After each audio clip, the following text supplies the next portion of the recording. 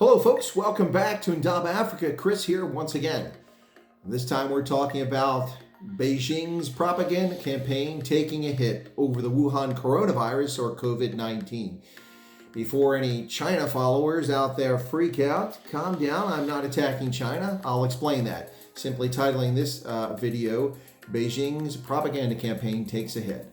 What I'm talking about specifically is China's concerted efforts to take attention away from issues over the coronavirus, COVID-19. They've had a concerted effort to blame the U.S. Army, to use philanthropy throughout Africa to improve relations and help African countries, and also having their ambassador to South Africa, Ambassador Lin Sontien, troll the U.S., and then blaming Washington for the virus. All of this is part of an effort, a concerted strategic communications campaign effort by Beijing to divert attention from the reality that the virus broke out of China. Whether that's China's fault or not, that's not the point I'm making. The point is that this is strategic communications, an effort to shape worldview and world opinion. But unfortunately for Beijing, events in Guangzhou over the past few days have caused some serious problems. African migrants, African workers in the city of Guangzhou have been kicked out of their homes and hotels.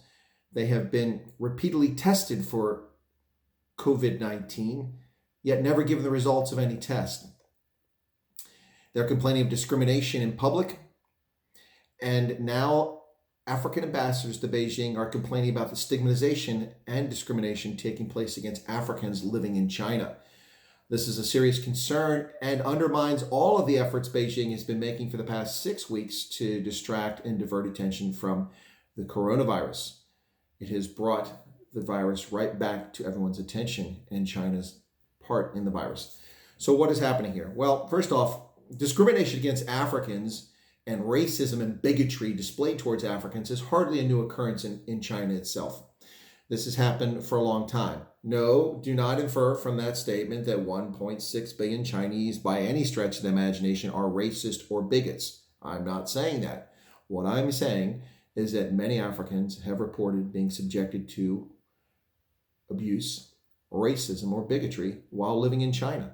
And I can tell you personally from firsthand experience, having been around Chinese in Africa, obviously not all of them, but it has certainly happened often enough that I have taken note of it. I've seen Chinese behavior towards Africans on the continent at times to be reprehensible as well.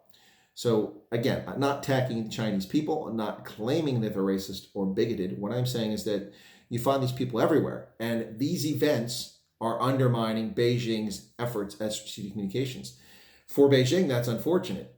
For Africans, it's become quite the issue. So we've got several news reports here to talk about. One is from Reuters, and let me read some of the comments that came out of the Reuters story from just a couple days ago. It says that African ambassadors in China have written to the country's foreign minister of what they call discrimination against Africans as the country seeks to prevent a resurgence of coronavirus. Several African countries have also separately demanded that China address their concerns about the treatment of Africans. As I mentioned, discrimination, being kicked out of housing. What's unclear is whether this is being done by authorities or just local folks. That is unclear. For its part, China's response to this from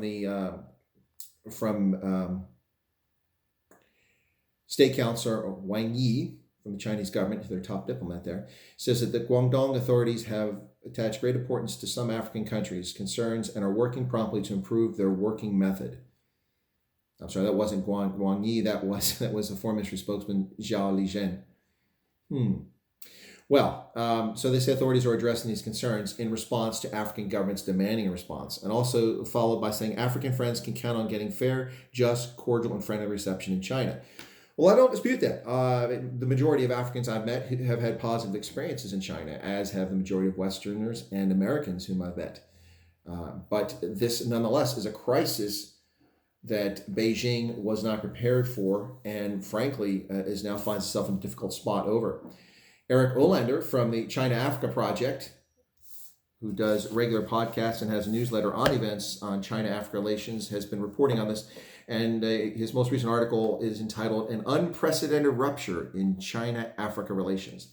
Well, that's a scary title, particularly for someone who covers the continent as extensively as Eric and relations between China and Africa. He and his partner from South Africa, a colleague, have been working these issues for some time, several years, and done yeoman's work reporting on events between China and Africa, the development of those things. So when you see a headline coming from the China-Africa project like that, an unprecedented rupture in China-Africa relations, it is definitely something to take note of. So let me read the first paragraph of this article. Over the last few days, Africa has been transfixed by numerous reports of the eviction and maltreatment of African migrants and residents in Guangzhou. The situation is now spiraled into a full-blown diplomatic crisis. And how?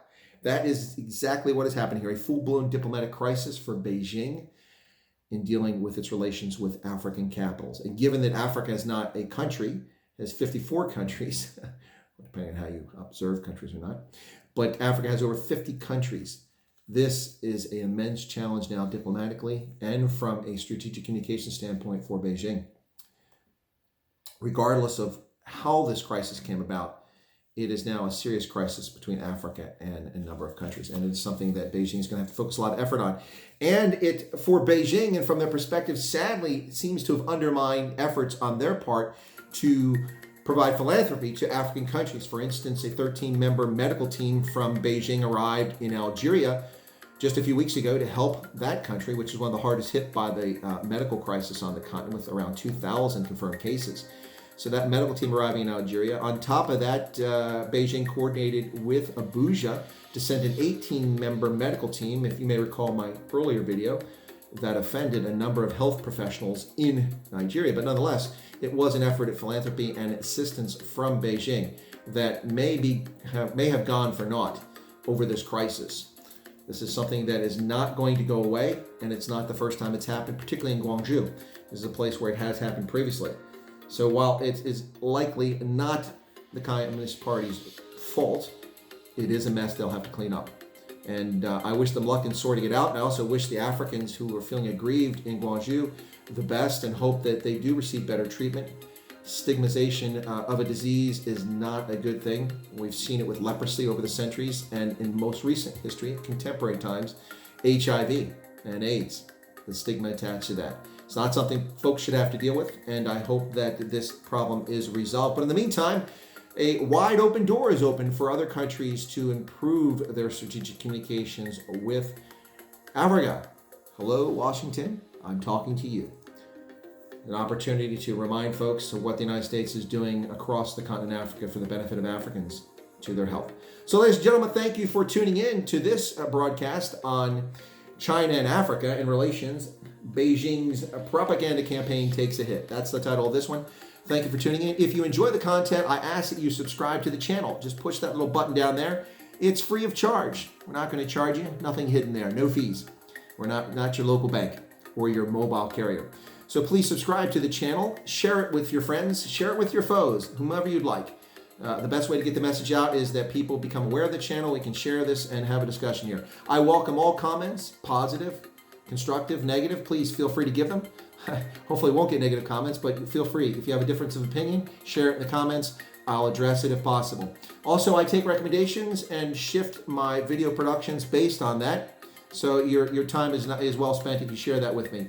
And finally, if you like the video, please push that little button right there and give us a like.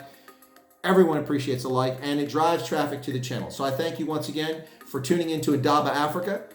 You have a pleasant day, and please feel free to come back and visit the content anytime you like. Take care.